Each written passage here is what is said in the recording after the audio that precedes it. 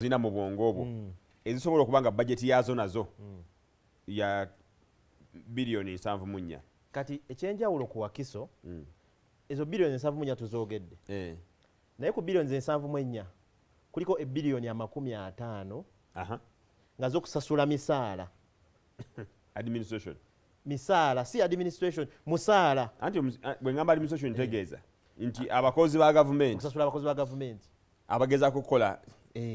be basasula bilioni 5 osigaza 24 osigaza bilioni 24 kati 24 yongero gyekendala 14 zigenda mu allowances era ez'abakozi baba basigaddeyo bilioni 10 bilioni 10 ze tugamba mbu zeza development kati kitegeeza bo bala sente ze bawa Wakiso nga district zeze bilioni 10 kuba kati omusaala kuliko emisaala gy'abasawo basomesa bonna twala tugende abakozi ba government ba town clerk bonna kitegeeza gw'omusaala gwabwe guvana direct ku ministry ne gugenda mu nsawo ku account yani y'omusomesa oba omusawo ne Wakiso yenyini tegukwatako kati kitegeeza sente Wakiso zekwatako ziba bilioni 10 which bilioni 10 ze zirina okuhenyensinga kuzimba amasomero service delivery mu Wakiso kitegeeza nti Wakiso bwe baya ku benefitinga kati mu service delivery bwe baya ku benefitinga efunako ku mutwalo efunako ogwa bilioni siringi 10 efunako 10 siringi 10 zefuna ku mutwalo kati ze bayita sente ze bagana eza development mwemuli omuntu asabye nti tuzimbe classroom block ey'essomero bweriti tuzimbe omwala gwa wali tukole oluguudo lwa wano Gambuuze temulina ng'egye mufunamu mu bintu nga tugeze ministry education ng'eweereddwa ssente ezigenda okukola ku nteekateeka zaayo eza education tewaliwo nsimbi ze erina kweta Wakiso mu nsonga y'amasomero nga ministry education zonna bazigattako eze 10 ne babala bajja kugamba ministry education yatwaddeyo obukadde 3 gundi ya agriculture biki yatwaddeyo 10 mu Wakiso gundi yatwaddeyo ne bazigattagata ne bayiza bilioni 10 katonda wange kati kyetwogerako kati nekiri ekifaananyi newokyogera kati ekinene nalabakolo mu Ssentebe Matiya Lwanga Bwanika ng'akaaba amaziga omanyi oyinza okutuula naye bwoti n'omugaa gavana ebintu bitambula bitya nakugamba nti mutabani kugambe ki ng'ajja n'akaaba amaziga ng'akunyonyola nti byayagala okukola bingi naye nsimbi kati mbadde sinafuna budde bukitunulira nga bwankitunulira kati nti oba oliawo ddala abantu bajja mumusaba akole kati kanyongere okwonoonera ekifaananyi ekyo district ya Wakiso erina abantu abasuka mu bukadde obuna ba residents ababeera mu Wakiso basuka mu bukadde obumeka obuna erina municipalities 4 erina town council 9 erina sub counties 6 awamu ng'ogassa amagombolola gali 27 eyo bwe bunene bwaki Wakiso nga kuwo kuliko n'ebizinga 4 ebiri mu gundi ya Buse sub county ku bunene bwayo n'ennamba y'abantu gyeyina nefuna 10 ogenda nga Kibaale district yafuna Kibaale district bagiwadde 10.78 eza development ninako ng'ogyeko zino ennyingi ng'olaze omala otunulira ekifaananyi kya Wakiso ekigazi n'otunulira Kibaale omugazi n'ogenda ng'omukendeeza ng'omujjako ez'abakozi n'omujjako ezaki n'osigaza zesigaza for development Kibaale basinga ssente nnyingi kati ojagenda ku budget ya Kibaale bakugambe nti Wakiso twagiwadde nnyingi okusinga Kibaale nga Kibaale bagiwadde bilioni 3 naye nga ku 3 erinako bilioni 19 zez'emisaala efiisaako 11 okola emirimu kati mu development Kibaale basinga ssente ezigenda abakozi ssente zegenda okukozesa for service delivery erina nnyingi okusinga eza Wakiso lwaki bakweka ebintu ebyo kakumiro omuva prime minister Nabbanja yo erina 11.6 zesigazaawo okukola ng'ogyeko biri byonna akakumiro twagiwadde 36 yo Wakiso twagiwadde 74 naye ng'abakozi nejjako ba Wakiso ba milioni 5 actually ziba 64 ng'ozigase n'ogatako ziri 14 ziba 64 zezigenda mu biraala ebitali byakwekulakulanya gwe munda Wakiso ayina abantu emiliyoni 4 olina bilioni 10 okusobola okukola services delivery okutuusa ku bantu abo abaana baba bali ku ssomero okugezaako okukola ku nguudo okugezaako okutereza emyala okugezaako okutereza ebyobulimi okugezaako okutereza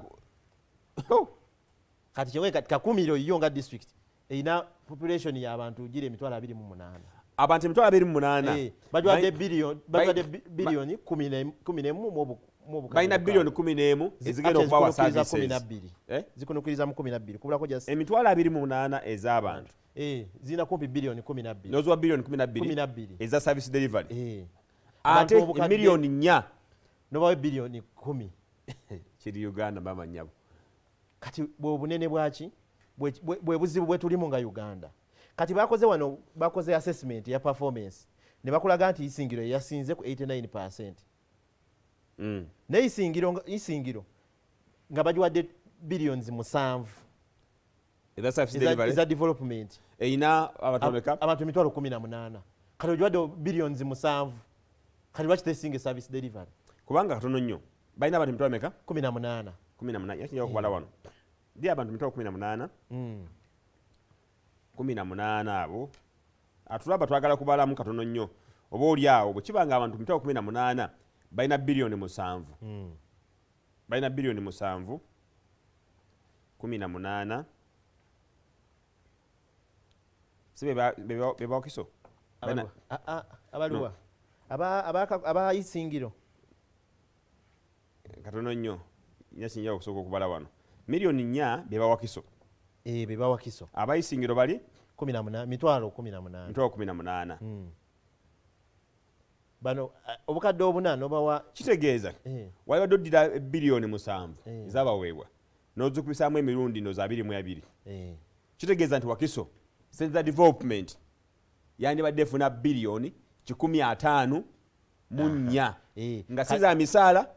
sizaki tuteke ku minzaani n'isingiro mwakoze bubi isingiro yabasinze okukola ki because mugisinga abantu emirundi 2 mu 2 kati isingiro 89% kiruhura 80 ibanda 79 kamwenge 79 Wakiso neja ne bajuwa 50 katono nnyo butuga tambo gasikako population just population otugambi kibale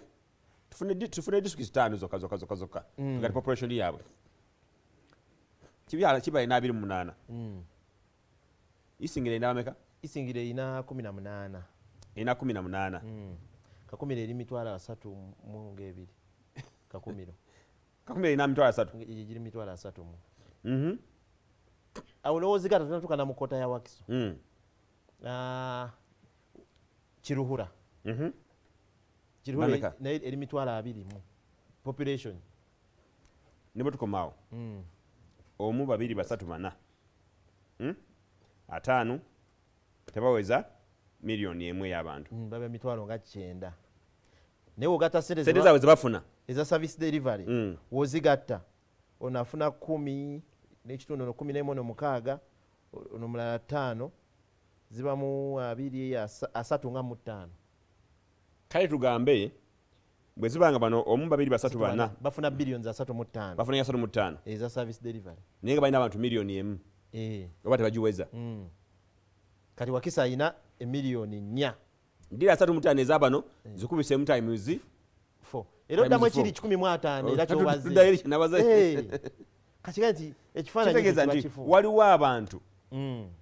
nga batono nnyo ate no nga baweerezebwa ssente omanyi kati amazima galiwe gati atulaba buli bwawulira nti nno Wakiso yafunye biliyoni 7 alabye ddala Wakiso nga yafunye ssente kuba bajja kugamba nti kibale twagiwadde 2 mu 7 naye ne twerabira kali ak'abantu bowa ssente ezo ezitali ku service delivery nga just misaala gy'abakozi abantu be balina mu kitundu kyabwe kati gwe tebeeza banga Wakiso esasula abakozi ebiliyoni 64 olowooza erina abakozi bameka bo bangi kubanga olaba town council mulina omwaka guno oguwedde yali koota yakubiri wakati wa okuva January February March emyezi 3 bakwata ne basasula emisaala gy'abakozi bayinginiya bonna ne babasasula mu koota eyo naye nga tebaloweza wadde 10 ekya development kati engineer omuwadde ssente agenda amonitoringe oba bagende bakole enguudo omuwadde omusaala gwe gwakolera nti omwezi zenkolere miliyoni zange 2 nijagenda okumonitoringa twali ssente ziriyo 5 zo nazifuna naziteeka muki mu nsawo kati omuwadde wadde ebibiri ebigenda wadde okuyisa tractor mu luguudo kati omusaala oba omuwadde gwaki omuwa omusaala notuko tuweyinga akole enguudo naye ngezigenda okukola enguudo tozimuwadde kyebakola mu Wakiso nkuko bakikola kuva January February March tebaweereza wadde 10 kambuuze ekibuuzo ekisembayo nga tugenda okusiibula ekyo kitulaga nti temugenda kukola ne guno omwaka gw'ebyensimbi temugenda kudelivalinga actually kankugambe ekirala nti twali tugenda okukola budget waliwo baweereza zebayita IPFs ziva mu ministry ziraga nti Wakiso omwaka ogujja tugenda bawa ssente bwezisize mu budgetingiramu yes batuwa IPF ya billion 85 IPF nti omwaka ogujja Wakiso tugenda bawa billion 85 kati batukoyisa budget ne batuwa 74 kitegeeza kye batugamba mu kye bagenda otuwa kyenyini si kye bakoze eki si kye babawadde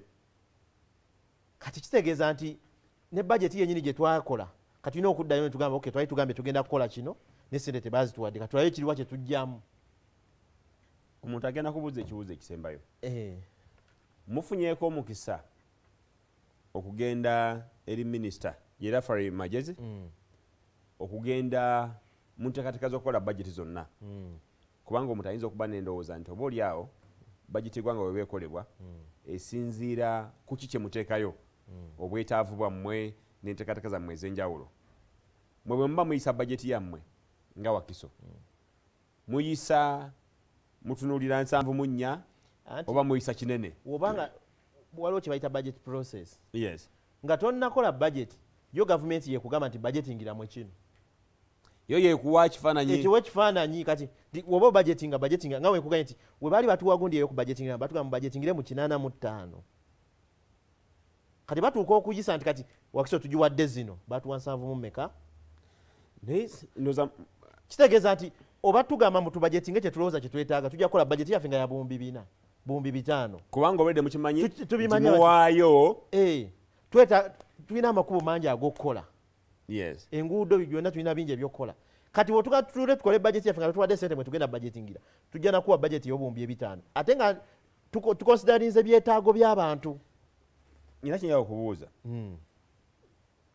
ku nsimbi ze muwaayo tutunuulira tiriyoni zino 10